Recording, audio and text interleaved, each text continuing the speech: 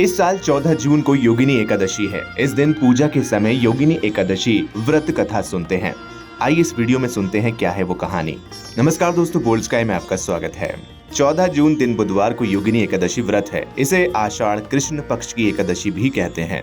एक बार धर्मराज युधिष्ठिर ने भगवान कृष्ण से इस एकादशी व्रत के महत्व और पूजा विधि के बारे में बताने का आग्रह किया।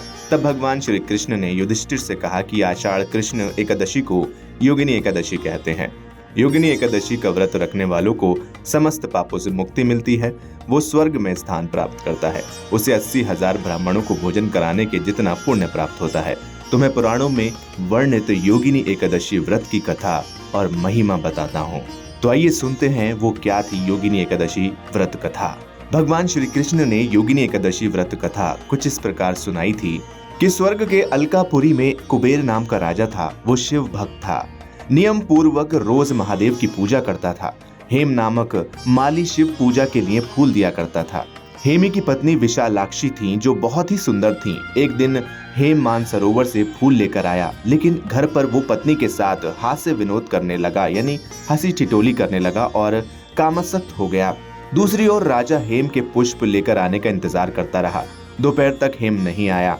उसने सिपाहियों को माली के घर भेजा ताकि पता लगे कि वो क्यों नहीं आया। सिपाही हेम के घर से लौट कर आए और राजा को बताया कि वो नीच प्रवृत्ति का है, वो अतिकामी है, वो अपनी पत्नी के साथ रमण कर रहा होगा।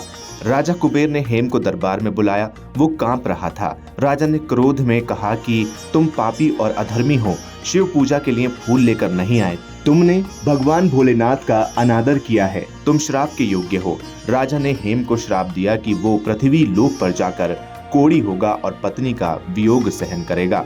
श्राप के कारण हेम तुरंत ही स्वर्ग से धरती पर गिर गया। पूरे शरीर में सफेद कोढ़ हो गया। उसकी पत्नी भी कहीं गायब हो गई। धरती पर उसने बहुत ही दुख भोगे। जंगल में वो बिना भोजन और पानी के भटकता रहा। रात में सो नहीं पाता था। शिव कृपा से उसे पिछले जन्म की बातें याद थीं। एक दिन वो मार्कंडे ऋषि के आश्रम में पहुंच गया। उसने मार्कंडे ऋषि के पैर पकड़ लिए। उसने अपनी पूरी कहानी उनको बताई। तब मार्कंडे ऋषि ने कहा कि वो एक व्रत के बारे में बता रहे हैं जिसको करने से उद्धार हो जाएगा। उन्होंने कहा कि अगर तुम आषाढ़ कृष्ण एकादशी का व्रत विधि पूर्वक करोगे तो पाप मुक्त हो जाओगे। हेम ने मार्कंडे ऋषि को प्रणाम किया, फिर वहां से चला गया। जब आषाढ़ कृष्ण एकादशी आई तो उसने ऋषि द्वारा बताई गई विधि के अनुसार व्रत किया।